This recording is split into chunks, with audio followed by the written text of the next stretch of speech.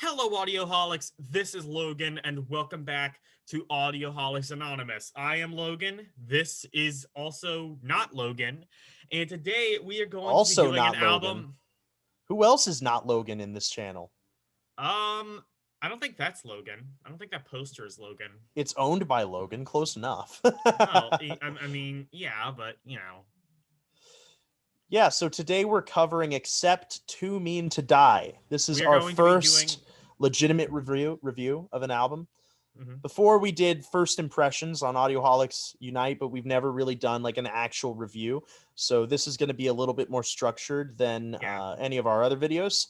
So we have an actual grading mechanism, and you'll understand more as we go. But we'll go through each section of the grading system, and then at the end, we'll have our final score. So we're going to start with the first section, which is vocals. Logan, Yeah. did you want to start us off, or? Uh, you started off, I think.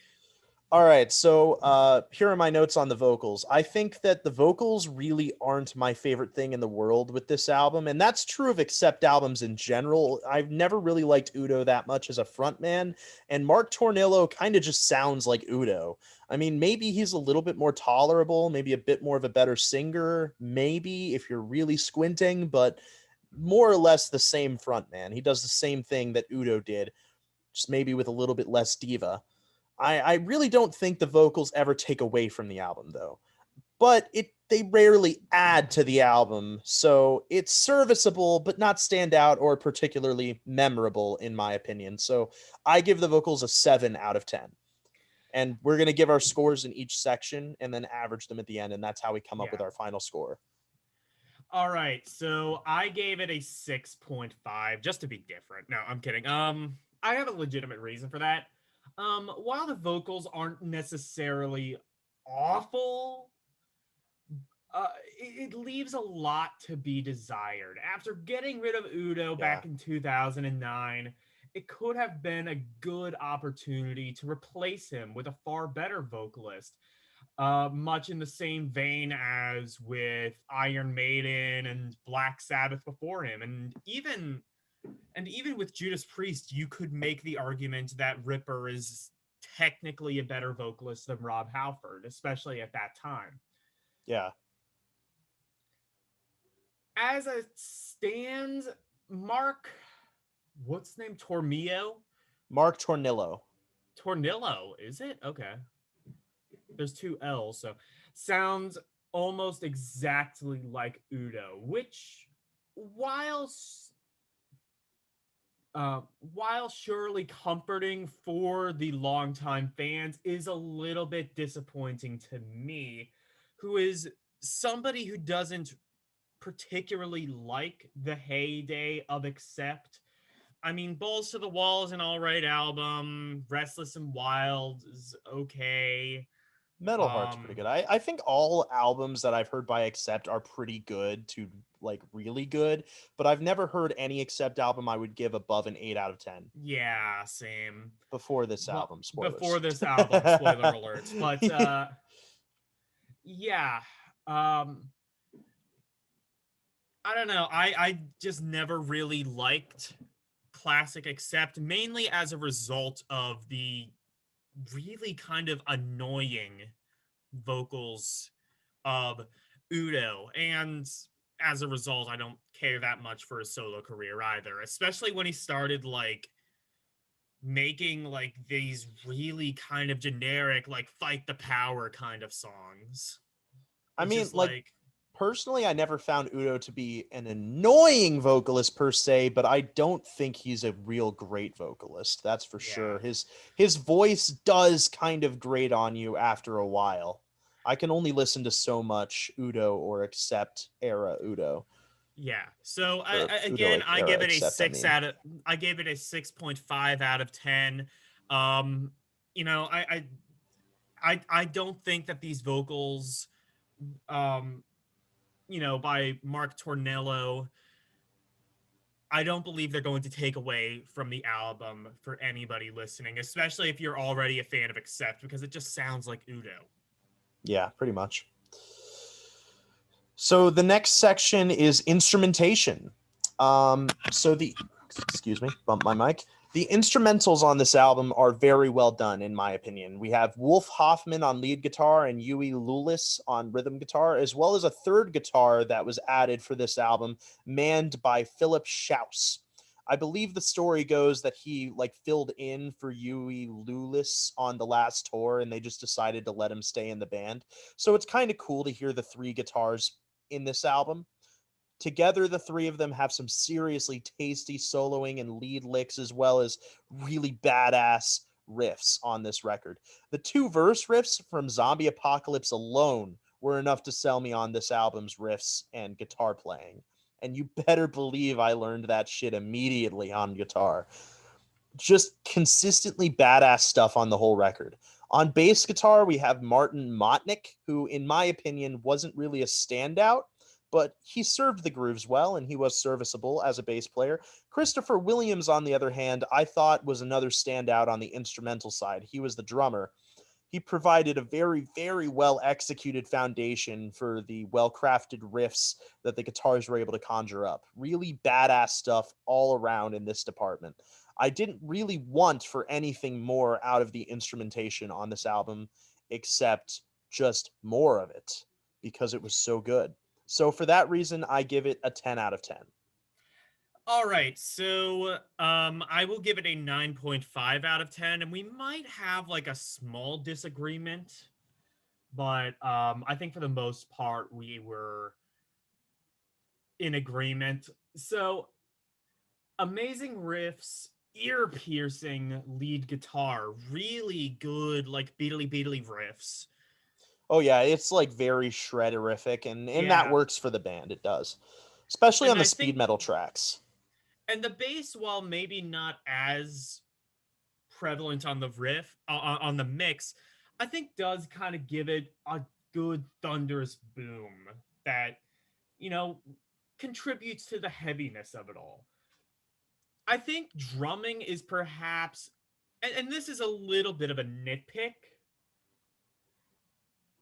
Um, I think that it is just a little bit by the numbers. Like, yeah, I don't need it to be any better, but it could have been better. And that's why I didn't give it a perfect 10. It could have been better. Not necessarily saying I need it to be better, but, you know, there's room for improvement. If there's any room for improvement in the instrumental side, it is the drumming. It's very by the numbers. Yeah, like you said, it keeps the rhythm. That's kind of all it does, though. I feel like without the drumming, though, like, okay, so yesterday we kind of had this conversation where I said I think drumming is the most important aspect of instrumentation. In this album, this is a great example of it because a lot of these riffs just wouldn't fucking work without the drumming. Like the main riff from Zombie Apocalypse, the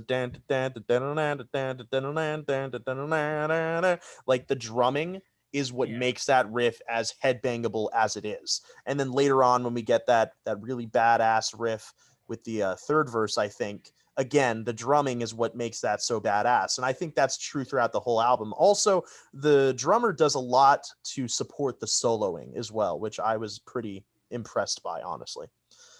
All But right. I mean, I can't disagree with that opinion too much. I just, again, if the only reason I even bring it up is because I am, actively trying to be objective to some degree. And part of that is just finding flaws that are minute but are still flaws. yeah. All right, so let's move on to the fourth and technically final section of our grading system, which is personal enjoyment. I was very No, we adamant that skipped we add in this songwriting. section. We Oh, were we gonna did? do Oh, songwriting. shit. Yeah. My bad. Songwriting and composition first. Yeah. Okay, so I don't really have much to say about this part. This album is about 52 minutes long and it goes by really quickly. There's nothing on here that I would consider filler per se. There's not a ton of diversity here to speak of. The album is either thrash or speed metal for the most part. The vast majority of the songs are strong, riff-driven metal tracks. And like I said, there's definitely a thrash metal influence on a lot of these tracks, but there's also that Acceptian style of speed metal bliss that you can expect from older Accept songs like Fast as a Shark. I think if you're a fan of newer or older Accept, there's something on here for you. I give it a 9.5 out of 10 on songwriting and composition. Also, I didn't mention anything about it, but the production is fine. It's not standout, it's not bad, it's just fine. Okay, well, fuck your pussy ass shit. I'm giving it a 10 out of 10. Um, I will say that the songwriting is basically perfect. Catchy, memorable riffs, anthemic hooks, lyrics that quite honestly are far better than they even really need to be. Not surprising considering the band, but I will also add that I think you said there isn't a lot of variety. Um, I think there is. There is a lot of variety. Um, the general theme is mostly thrash, but there are variants to that structure. And I would say, like I'd even the say like there's ballad. variety on this album, like there's variety on like a Megadeth album or something like that. Yeah, well, like, But there's really not. Like it's consistently really good, but it's not really like you're not listening to an acoustic song and then like a power ballad and then like a super heavy track okay, and but then would you like a want that? Would you want an acoustic ballad on an Accept record? no. That this is Yeah. exactly what I would have wanted out of an Accept record. I'm just saying technically in my opinion, I don't think there's too much variety in this album. Yeah. And But you can disagree. even the ballad, I would say, it adds variety. It may not be the best song. I might even argue it's the weakest song on the album. It's oh, I what's the think name of it? we'll get to my least favorite songs in the next section. Yeah. Um the best is yet to come, rather. That's the name of the ballad, yeah. That's the name of the ballad. The best is yet to come. Technically a little bit weaker, but it's not bad. And I think it adds something to the album. It does add variety. And then you have like some of the classic speed metal, you have some obviously thrashy elements. That's the entire template of the album. You have a really kind of interesting song with Undertaker, Yeah, that's where a it's really good song. where it's extremely dark, but also kind of poppy in its own right, sort of like WWE rock, which I don't know if the Undertaker is associated with. Actually, didn't you message the guy and ask him? Did he ever I respond to did. you? He did not even see it yet. Okay, he's We'll probably not see. going to, but yeah, I don't know if it's associated with the Undertaker character, but if it is, that would make sense because it is very WWE style anthemic. Yeah. Yeah, I give it a perfect 10 out of 10. There is not a single thing I would have changed in the songwriting. So I jumped the shark a little bit, but now we are really on personal enjoyment, and this is a section I was very adamant about adding in because I feel Personal like Jesus. it's really important to have our own personal preference to be taken into account. Maybe like if you were grading an Opeth record, you might give high on every other section, but like a 3 on this section, and that's going to bring down the overall score. And it should, right? But it Yeah. shouldn't be the end all be all. So Yeah. I really wanted to include this for that reason. And personally speaking about this album, I really quite liked it. My favorite songs on the album by far were Zombie Apocalypse, No One's Master, Symphony of Pain, and probably Not My Problem. The rest of the album was great, but there were a few tracks that I consider to be a bit subpar, which is why you'll see I gave it an 8.5 out of 10 instead of higher. And those songs are The Best Is Yet to Come and Overnight Sensation in particular, I thought was very, very weak. In fact, like, I don't know if I'd say you should really cut either song per se, but if you were to cut something, cut Overnight Sensation. That song is just not great. So one thing they do for the album is add a bit of diversity. Overnight Sensation is kind of like a hair metal ballad, and The Best Is Yet to Come is more like an actual stripped down ballad. But Okay. I mean, I would say it is. Like, it reminds me of Everything I Do It for You, and like Oh, songs like what? that. Fuck It's you. just Okay. not good. Oh, Um, we're gonna have a major disagreements later on, but keep going.